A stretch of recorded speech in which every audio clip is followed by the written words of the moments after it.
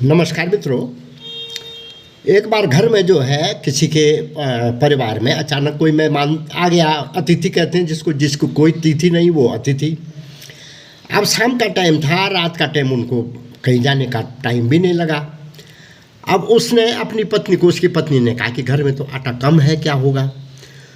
तो उसने कहा कितना है। तो उसने कहा ज़्यादा से ज़्यादा 4 या 5 रोटी बनेंगी। तो उसने कहा यार कम से कम 5 रोटी तो बना ही देना तू। उसने कहा ठीक है।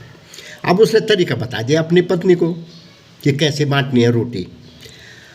अब आए साहब खाना वाना बना, उसने दाल रखी दोनों के सामने, दाल और रोटी, एक रोटी अपने पति के पास थी, एक रोटी मेहमान के पास दे दी।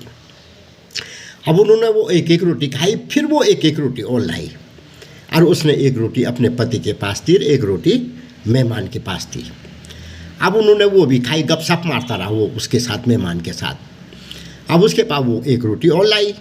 अब उसने अपने पति को दी रोटी। उसने कहा रुक रुक, तू ये बता कि तूने हमको दोनों को भैंस समझ रखा है।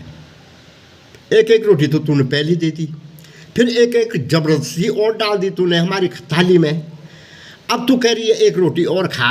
देखो जी भाई साहब, इसीलिए कहते हैं गंवार औरत। इस बदतमीज को इतना पता नहीं है कि हमने 2 रोटी खा दी। अब फिर उसने मेहमान की तरफ देखा, उसने कहा इनको 2 रोटी।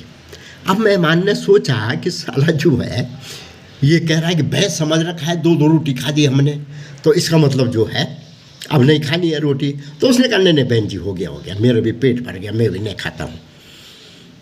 अब उसने कहा जा ले जा रोटी। अब वो जो है एक रोटी उसके लिए भी हो गई।